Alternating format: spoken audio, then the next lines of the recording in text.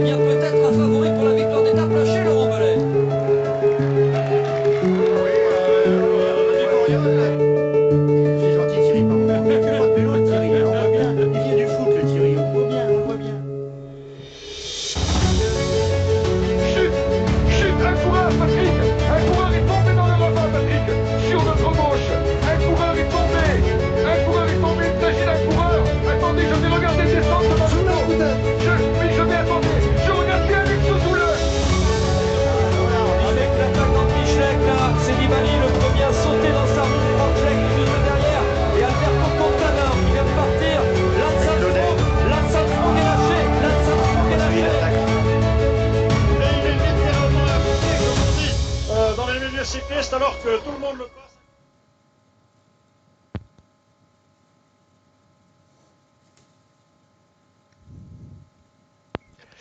Bonjour à toutes et à tous et bienvenue pour ce nouvel épisode des commissaires de course.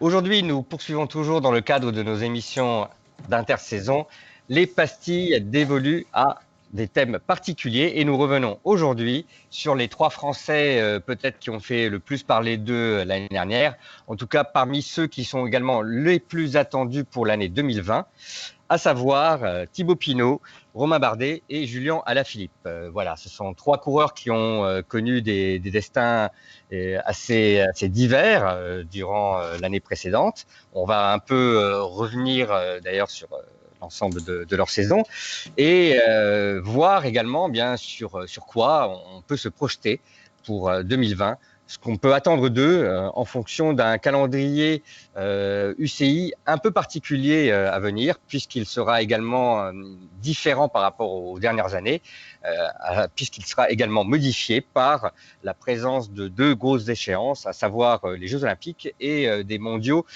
dévolus à des coureurs qui doivent savoir grimper. Voilà, donc pour nous accompagner durant cette émission, on retrouve Grégory. Salut tout le monde. Mais aussi Charles. Salut Max, bonsoir à tous. Et également Greg. Salut Max, salut tout le monde.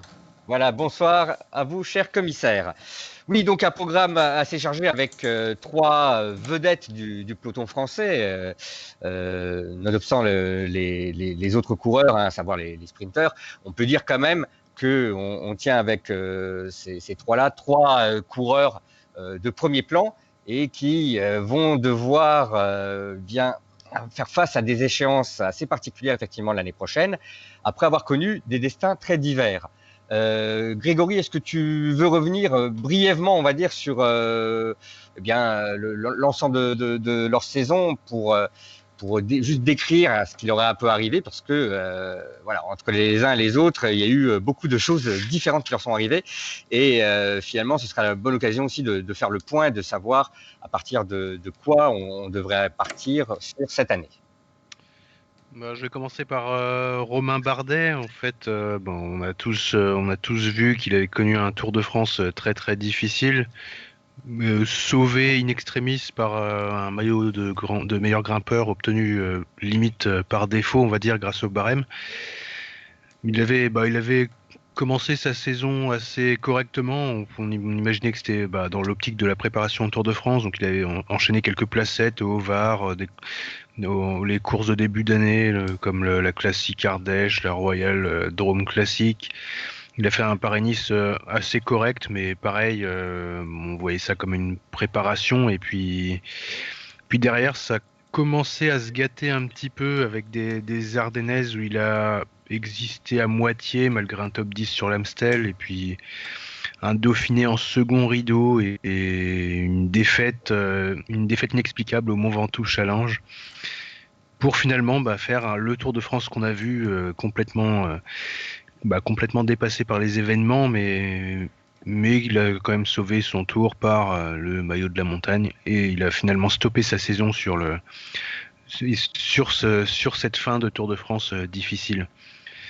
Concernant Thibaut Pinot, là c'était un peu différent. Donc on a eu un sacré ascenseur émotionnel avec lui. Il a fait un Tour de France, un début de Tour de France très très très très beau. On a cru qu'il pouvait avoir le niveau à la pédale pour remporter le Tour, ce qu'on n'avait pas vu depuis très très très longtemps. Et malheureusement, ça s'est mal fini avec une blessure qui l'a fait abandonner juste avant l'arrivée, enfin juste avant les étapes tronquées et l'arrivée, quoi. Mais avant ça, il avait quand même remporté le Tour de l'Ain, il avait fait quelques classements intéressants, un Dauphiné correct, un Tirreno correct aussi. Il a pas mal, il a gagné le Tour du Haut-Var, il a eu pas mal de bonnes places sans pour autant tout gagner sur son passage, mais il avait fait un bon début de saison. Mais lui aussi, comme Romain Bardet, a stoppé sa saison sur le Tour de France. On ne l'a pas revu en fin de saison sur les classiques italiennes. Et pour conclure avec ses coureurs, Julien Alaphilippe, qui lui a fait un Tour de France exceptionnel, à l'exception des dernières étapes tronquées où il a craqué quelque peu. Et deux victoires d'étape sur le Tour de France, dont le contre-la-montre où il était quand même très très fort. Il avait fait il a gagné, il a fait une très belle saison puisqu'il a gagné un peu partout. Au final, une super victoire à Milan-San Remo, la victoire Strade Bianche. Mais il a gagné sur Tirreno sans gagner le général, mais il a gagné sur Tirreno. Bon, la Flèche Wallonne, ça va être, je pense, le grand spécialiste de cette course depuis le déclin de Valverde. Donc, c'est officiel. Tu penses ça y est, on peut dire, il décline. Enfin bon, c'est un peu hors sujet, mais... Ouais, c'est hors sujet. Après, Valverde est devenu grimpeur, j'ai l'impression, donc c'est différent. Donc c'est vrai que Alaphilippe a gagné un peu partout là où il est passé, sans forcément gagner les classements généraux, mais il a gagné dès le début de saison à San Juan, gagné sur le Tour de Colombie, il a gagné sur Tirreno. J'ai envie de dire finalement, à la lumière de ce que tu nous résumes là, et je vais relancer Charles là-dessus, finalement le révélateur pour ces trois coureurs aurait été finalement le Tour de France, et ça aurait été pas forcément d'ailleurs qu'un révélateur, mais aussi on va dire le grand moment, le tournant de la saison pour chacun de ces trois coureurs. Je ne sais pas si tu seras d'accord avec cette affirmation, Charles. Si, ouais, tu as complètement raison, Max. Ça a été le tournant pour ces coureurs-là. D'ailleurs, Greg l'a expliqué, on n'a pas revu Pinot et Bardet après la grande boucle. Ils ont tous les deux mis un terme à leur saison, et Julien Alaphilippe a vachement baissé pavillon aussi après le Tour de France, puisqu'il était un peu en retrait lors des mondiaux et qu'on l'a pas non plus vu au Tour de Lombardie ensuite, quoi. Donc comme tu l'as dit, un peu la croisée des chemins pour cette fin de Tour de France. Greg, est-ce que tu penses que le Tour de France du coup a vraiment changé pour ces trois coureurs, leur façon de voir les choses finalement, hein, même s'ils ont connu on a dit, des destins assez différents durant la saison. Est-ce que c'est sous l'aune du Tour de France qu'il faudra de nouveau regarder et se projeter en 2020 pour ces trois coureurs? C'est une vraie question parce que ça, dans un sens positif ou négatif, ça a vraiment influencé leur saison l'année dernière. Et après avoir, ce sont quand même des cas totalement différents parce qu'il y en a deux qui jouent ils sont sûrs et certains de jouer le général. Il y en a un qui joue plutôt les étapes, mais qui a eu quand même pendant 15 jours le maillot jaune et qui a quand même goûté à ça, et que c'est difficile après de pas revenir à ça quand même, après avoir goûté les émotions, la popularité, les gens qui l'encouragent au bord de la route. C'est sûr que forcément ça change une saison entre les déceptions de Bardet, qui d'ailleurs devrait enfin, j'ai envie de dire, changer son calendrier et peut-être goûter autre chose que le Tour de France, et Pinot qui commence à y croire, qui a prouvé cette année qu'il pouvait y croire, qu'il pouvait être très fort en montagne et faire partie des meilleurs, faire des écarts en montagne, ce qui est le plus important. Donc oui, ça va changer l'année prochaine leur programme. Pour Pinot, ça sera être encore parmi les meilleurs. Pour Bardet, se changer les idées sur le Giro et la Vuelta, et peut-être la Vuelta, les mondiaux, les Jeux Olympiques. Et pour Alaf, je pense qu'il ça sera encore enfant tireur. Alors après, il a un profil, on va dire, beaucoup plus polyvalent. Il peut briller ailleurs, Alaf. Mais évidemment, sur le Tour, il va quand même, une fois que le Tour va commencer, il va vouloir y goûter à la victoire. Et au podium, il aura forcément envie de se montrer.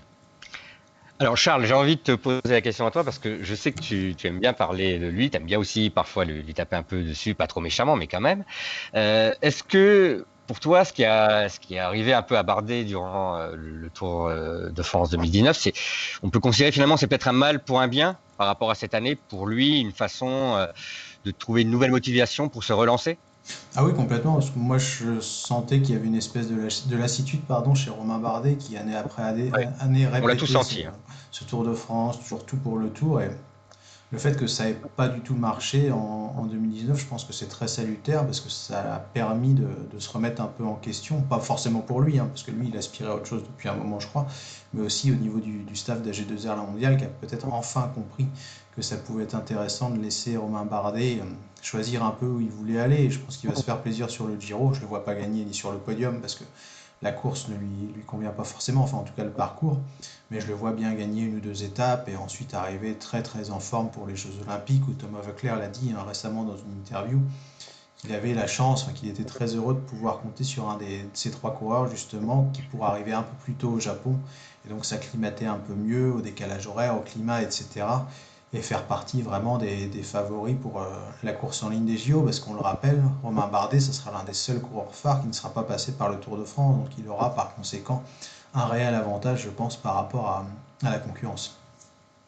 Mm. Surtout on tient avec lui, bon, les autres aussi ne sont pas des manches dans ces exercices, mais on tient un coureur de grand tour qui est capable de briller sur les courses d'un jour. On l'avait déjà vu avec le championnat du monde 2018 remporté par Valverde, où finalement il fut presque le dernier à rendre les armes face à l'Espagnol. Grégory, j'ai envie de te poser aussi la question, du coup, Bardet, l'année prochaine, on le verra plus sur le Giro en franc-tireur aussi, et quitte peut-être à mettre le général un peu derrière. Et du coup, est-ce que ce serait pas la meilleure carte à jouer effectivement pour les championnats du monde? Ouais, pourquoi pas? Après, je suis pas certain qu'ils mettent vraiment le général de côté sur le Giro. C'est le parcours qui fait que ça ne l'avantage pas tellement du fait des nombreux kilomètres contre la montre. Mais à mon avis, je pense qu'il va préparer sa saison de manière à faire deux gros blocs. Un premier gros bloc sur le Giro où il va tout donner, je pense, malgré tout. Et il va tenter de faire un très bon classement général, même s'il n'arrive pas à monter sur le podium. Mais après, tout est possible. Et de l'autre côté, repréparer un bloc pour être performant sur les Jeux Olympiques. Et ouais, si tout va bien, je pense que Bardet peut faire un très bon leader pour l'équipe de France, même si bien évidemment il ne faut pas écarter les deux autres coureurs qui sont le sujet de l'émission, mais Romain Bardet quand tout va bien, même s'il n'a pas une pointe de vitesse extraordinaire, il est quand même très très performant sur les courses d'un jour. Ce n'est pas qu'un grimpeur, c'est pas qu'un coureur par étape, c'est aussi un bon classic man malgré tout. Tu le sens aussi comme ça, Greg?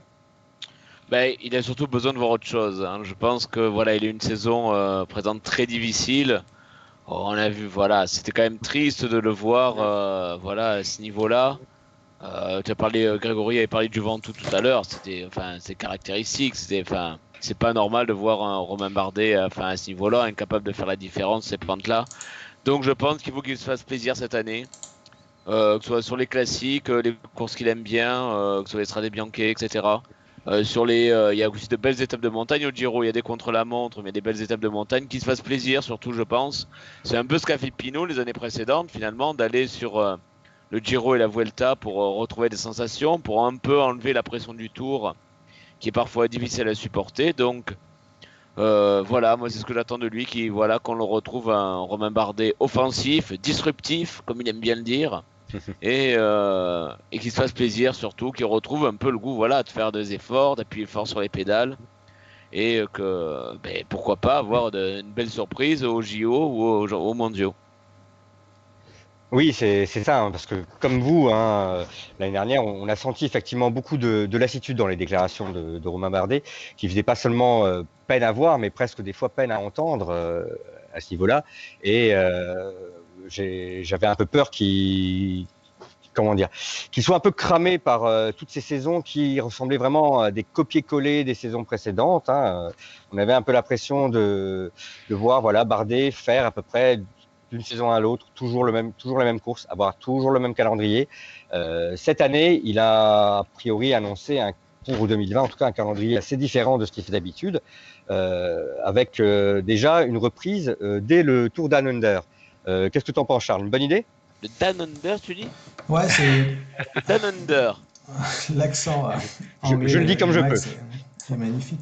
Mais non, je pense que c'est une très très bonne idée pour Romain Bardet, pardon, de reprendre le Tour Down Under, puisque il n'a pas couru, on l'a dit, depuis juillet. Donc à un moment, il va falloir aussi reprendre le rythme de la compétition et redémarrer dès janvier, en plus hors de la pression en Australie, où le climat il fait 35 degrés dans le sud de l'Australie. C'est plutôt parfait, je pense. En plus, il pourra toujours se tester sur un parcours qui peut lui convenir, parce qu'on l'a dit, Romain Bardet, c'est pas seulement un grimpeur, ça peut aussi être un puncher. Le parcours du Down Under l'an prochain peut se prêter à ce genre de coureur. Il pourra se tester, je l'ai dit, sur Willunga aussi. Peut-être qu'il arrivera à battre Richie Porte, on ne sait pas, sur un malentendu.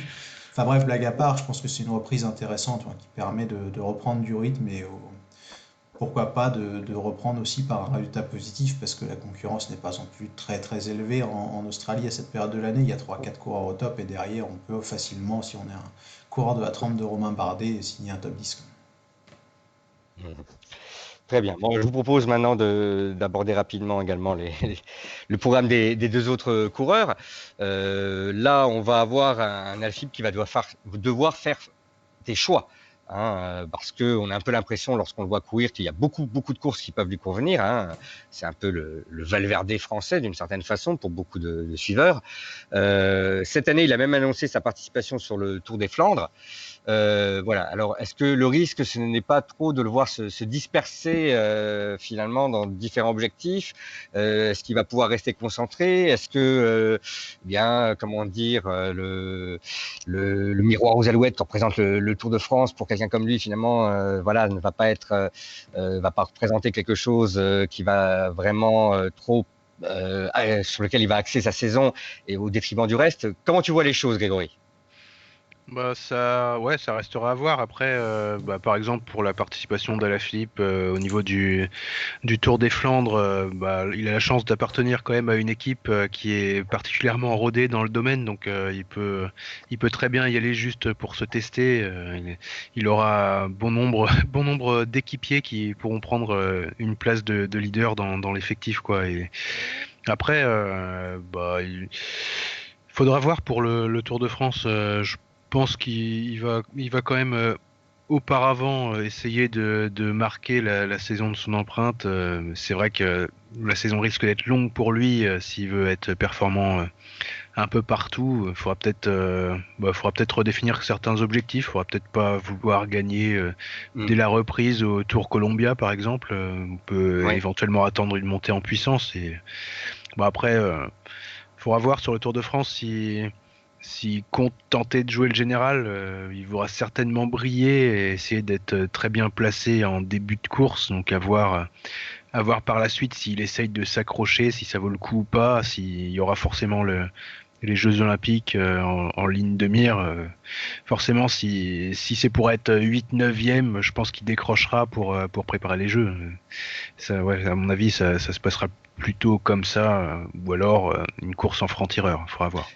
Parce que moi, j'ai le souvenir d'un Alaphilippe qui avait commencé effectivement l'année 2019 tambour battant, pour finir son premier gros bloc quand même un peu sur les rotules, hein, c'est-à-dire des Ardennaises, bien sûr, où il avait remporté quand même la Flèche Wallonne, mais on l'a vu sur Liège-Bastogne-Liège quand même nettement en dessous de ce qu'on aurait pu légitimement espérer.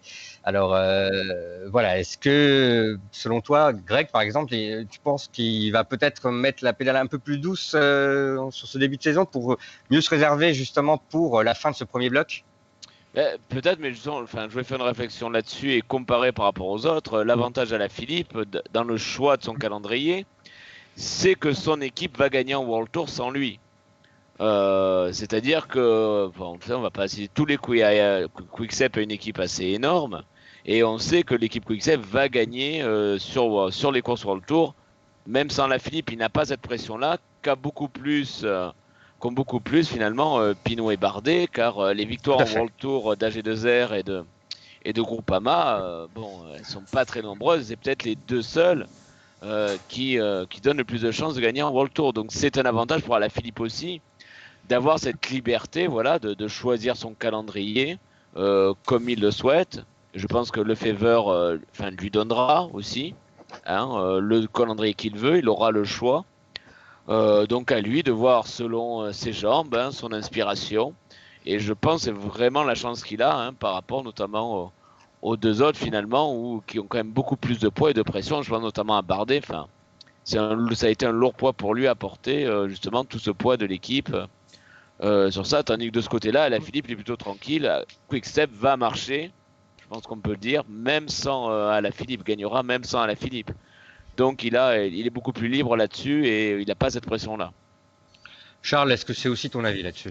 Ouais, moi je pense que surtout ce qui va changer pour Alaphilippe en 2020, ça va être le Tour de France. Enfin, cette année, on a quand même eu un gros effet de surprise où personne ne le voyait vraiment venir et il a eu plus de liberté qu'il aura l'an prochain. Et en plus, l'an prochain, il n'y a pas de chrono par équipe et il n'y a pas de chrono individuel pour continuer à faire un peu des différences par rapport à ses rivaux. Donc je pense que l'an prochain, il va être plutôt tranquille, il va viser les étapes, quitte à se prendre des gros tirs et à faire Gruppetto sur d'autres, parce que de toute façon, il y a les JO, même si je pense que les JO sont un peu trop durs pour Alaphilippe, moi.